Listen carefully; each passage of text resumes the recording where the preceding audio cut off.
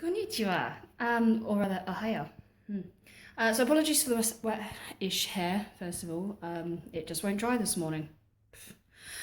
So, one of the things I really wanted to do at the beginning of this year, one of my New Year's resolutions was to buy a house, which I did. One of my other New Year's resolutions was to start, at least, learning Japanese. Now, if you're going to try and learn a language and buy a house at the same time, that's quite a difficult thing to do. But I have managed it, somehow. Not sure how.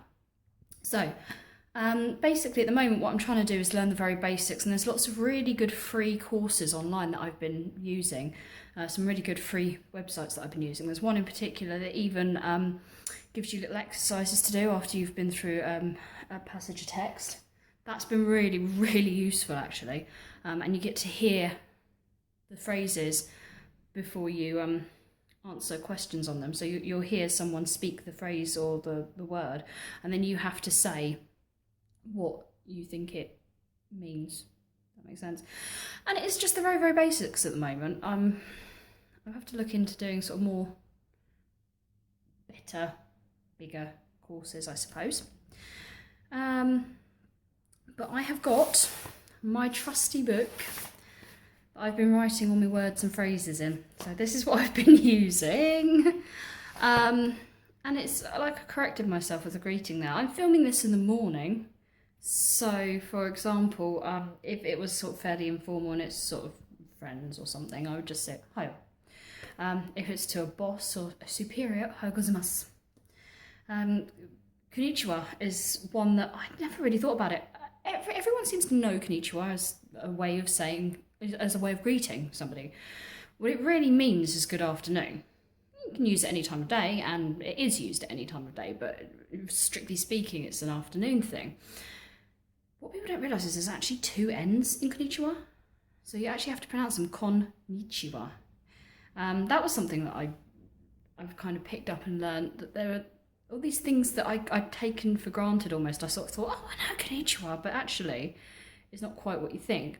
If you're going to say good evening to someone as a greeting, konbanwa, so you've got to really think about what time of day it is. And if you're like me and you just don't remember what time of day it is because all the hours seem to mould into one, that could be embarrassing. If you're going to say goodnight to somebody though, as a parting, oyasumi. So I'm getting there. My pronunciation is not perfect. If you're saying goodbye, it's sayonara.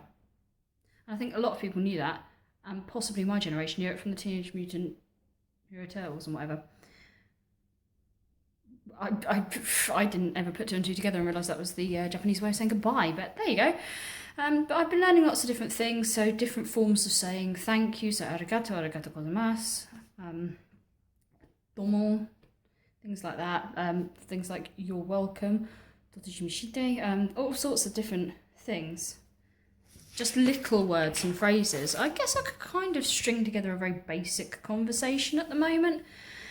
I'm certainly getting there. I think one of my, if I was to go to Japan now, I think one of my most overused phrases would probably be something like, Aigo ga wakarimasu ka? Do you speak English? I'm embarrassed to say I would probably resort to that first of all before I attempted any Japanese. But I'm getting there, I'm learning. It's something I've wanted to do for quite a while because although I hated my French lessons at school, I really enjoyed speaking the French language. Bonjour.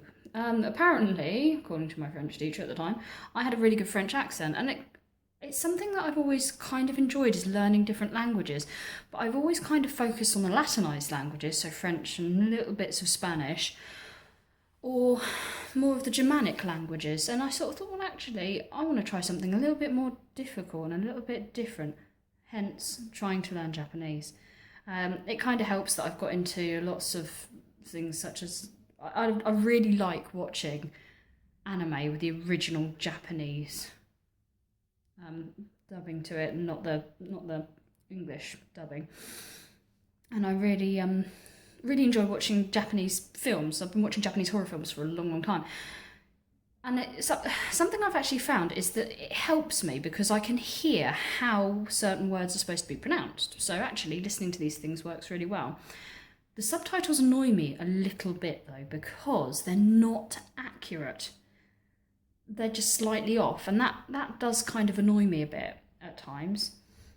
But that shows, I think, that I'm learning things. I'm like, oh, that's not actually what they're saying. What they're actually saying is, it drives my fiance crazy when I start saying things like that. It's like, it's totally out of context now.